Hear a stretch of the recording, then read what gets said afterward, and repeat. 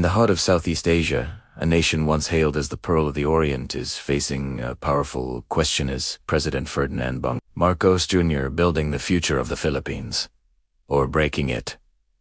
When Marcos Jr. took office in 2022, the world watched closely. His victory wasn't just a political comeback. It was a return of a name that once shook the country. His father, Ferdinand Marcos Sr., ruled the Philippines for 2 decades.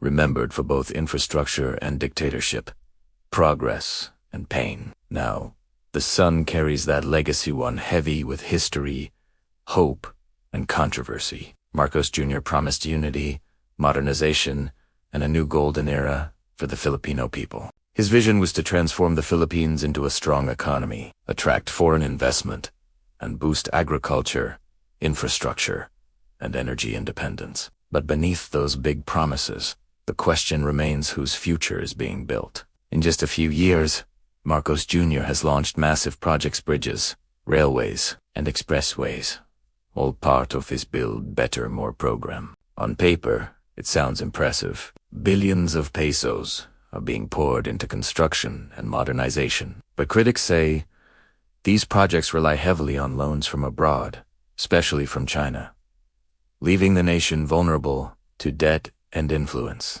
The power shift isn't just about politics. It's about energy, economics, and control. The Philippines faces an energy crisis.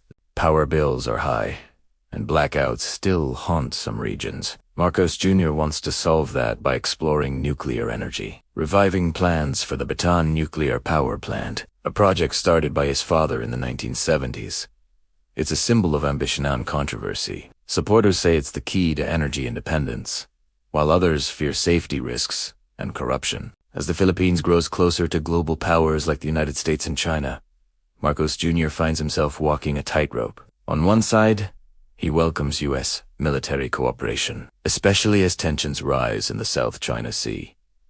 On the other, China remains a vital trade partner and investor. Every move he makes could tip the balance either toward national strength or vulnerability. In the streets of Manila, opinions are divided. Some Filipinos believe Marcos Jr. is restoring stability, making the country proud again. They see the roads, the jobs, the global recognition. Others say it's a repeat of history, a familiar dance of promises and power, where the rich get richer and the poor remain waiting. Inflation, unemployment, and poverty still challenge millions. And while Marcos Jr. speaks of a new Philippines, many ask if it's truly new or just a recycled dream from the past. The younger generation, those who never lived through his father's regime, are torn between hope and fear. Social media paints a glowing image of Marcos Jr. as a modern leader, but historians warn against forgetting what came before. The real power shift,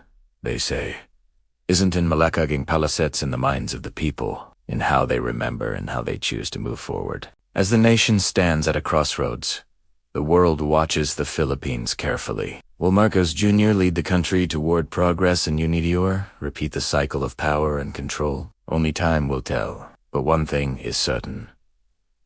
The story of the Philippines is being rewritten right now. Every policy, every decision, every promise made today will shape tomorrow's legacy. The question remains: is Marcos Jr. building the future of the Philippines, or quietly breaking it apart?